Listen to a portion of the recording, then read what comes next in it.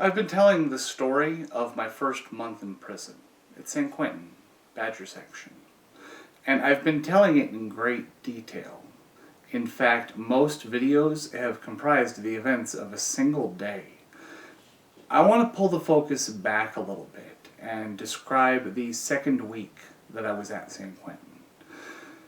You see, on Tuesday, July 23rd, Mike had put his foot down and expressed to me that he was not going to give Sam his paperwork. He wasn't going to talk about why he was in prison.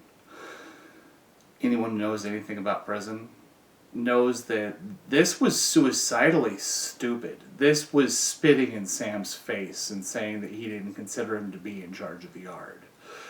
And it was probably going to get him killed. Later that day, I was able to ask Sam at dinner what was going to happen.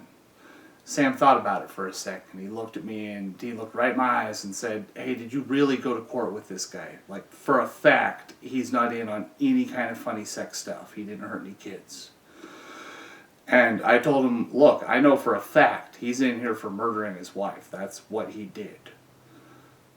Sam thought about it for a second and he said, "Okay, I tell you what. He's got 2 weeks. In 2 weeks, he can read the writing on the wall and figure out how things stand, or we'll explain it to him in a different way at the end of 2 weeks. He's your friend. You want to tell him?"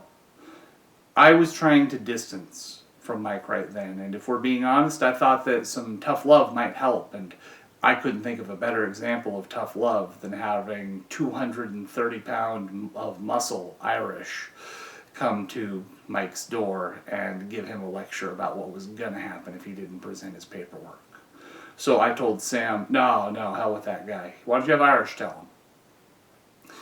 That was the end of any conversations that I was going to have with Sam and Irish about Mike, I figured. And if you wanted my best guess, at the end of 2 weeks, he was going to get hit.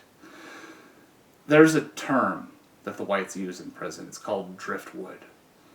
Driftwood means that you are a wood. You are a member of the wood pile. So if, for instance, you got into a fight with a member of another race or you were assaulted, all the whites would jump on your behalf. You are still wood. That said, you're not really a member of the group. You don't have any backing. And this expressed itself in a lot of different ways.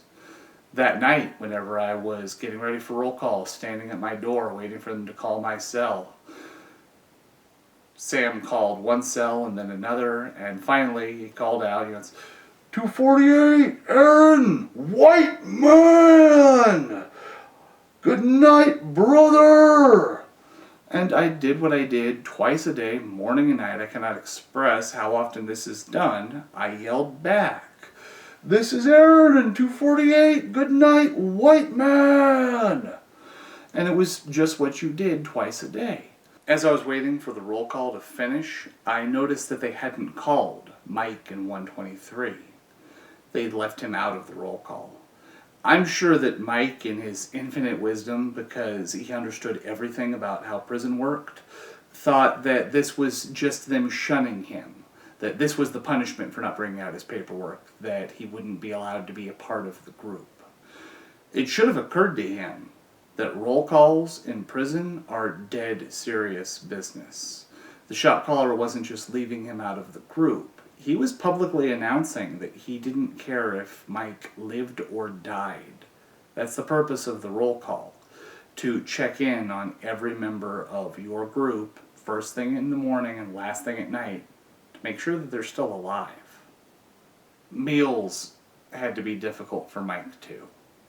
I think that he was every single meal for the next 2 weeks the very last person in line, meaning that nobody wanted to sit with him, so he had to just stand at the back of the group and sit with whoever was left. I remember at yard one day while I was doing my exercises, seeing Mike looking around for a place to be, and I guess that he decided he felt awkward just standing there while everybody else was doing their workout. And so he started wandering around the edges of the white area. I guess looking to see if anybody else wanted to be his friend. I don't know how to describe this. And at the corner of our area Both over here on this side, there was an African American gentleman who told him in no uncertain terms, you can't step a foot in our area. And same thing here with the Norteños. And so you'd see him walking to the drinking fountain all by himself and getting some water and coming back. And then just finding the very corner of the white area where nobody was and standing there waiting for yard to be over. The situation persisted. And it very well might have persisted into the second week, except that on bus day, Monday, something pretty unique happened that I need to interrupt the Mike story to talk about. You see, I remembered that on the previous Monday, they brought Mike, and the week before that, they brought me. Mendocino County apparently brought inmates to San Quentin on Mondays. So on the second Monday that I was there, I pulled out my mirror and I held it out like this to watch to see if maybe I'd recognize anybody who came onto the tier. It was not hard to recognize the very familiar face that came up in his patented half walk, half jog. It was Ty Abreu. For anybody not familiar with my case, I think I need to pause right here and explain who Ty Abreu was. You see, Ty, myself, and August Stuckey were three co-defendants who were convicted of murdering the sexual predator and child pornographer, Donald Perez. Ty, I knew for a fact, was innocent, just like I was innocent. I had been with him at the time we were supposed to have killed Donald Perez. August had taken steps to make sure that we would be a part of the investigation and eventually go to prison whenever he murdered Donald Perez. There was one other important fact about Ty. He had told the cops that I had been the one who had murdered Donald Perez. There had been mitigating factors. You see, he had been institutionalized for a large period of his life and had severe ADHD. He honestly wasn't always in control of what he was saying. And he said that the cops had exerted quite a bit of pressure against him to get him to testify against me. But regardless of the mitigating factors and whether I had any personal issue with Ty, the convict code is black and white on this issue. He was a rat, he had told. And there was unlikely to be anything that I could say to help him on this issue. I realized this and leaned in so nobody could hear her, and I went, Ty, you know this is active, right? I mean, shouldn't you be SNY? And he gave his high-pitched, manic laugh that he'd give occasionally whenever he was excited and not thinking about consequences. And he told me, oh, it'll be okay, I'll just be here for a couple of days, and if I don't like it, then I'll go. And he was turning to leave whenever I stopped and went, wait, hey, what cell are you in anyway, man? And he told me, oh, I'm in 123, down with Mike. Hey, I gotta lock up, we'll talk later.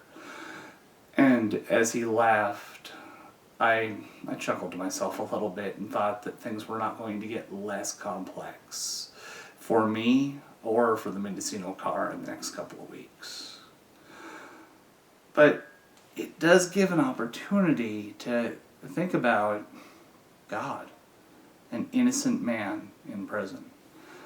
I'm in a unique circumstance. I know for a fact, as in I was standing with him when he's supposed to have committed the crime. Ty Abreu didn't kill anybody. He is not guilty of murder, and he is serving a sentence of a life without the possibility of parole. I haven't written him yet. I expect that I will eventually, and I hope to be some help to him in the future, because right now, he's in a 10 by 12 box for a crime he didn't commit. I served a lot of time. I served over 16 years in prison. I served more. We were arrested on the same day, but I've been out for 3 years, and he's been languishing in a cell. And I wish somehow I could help. I don't know what to do, but if I ever think of something to help that man, I will do it. It's too easy to take for granted the comforts that we have. I have my king-size bed that I love. I have my computer. I have this camera that I get to talk to my audience with.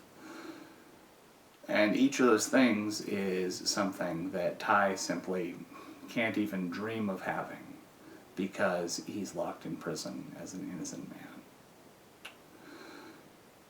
Take a moment.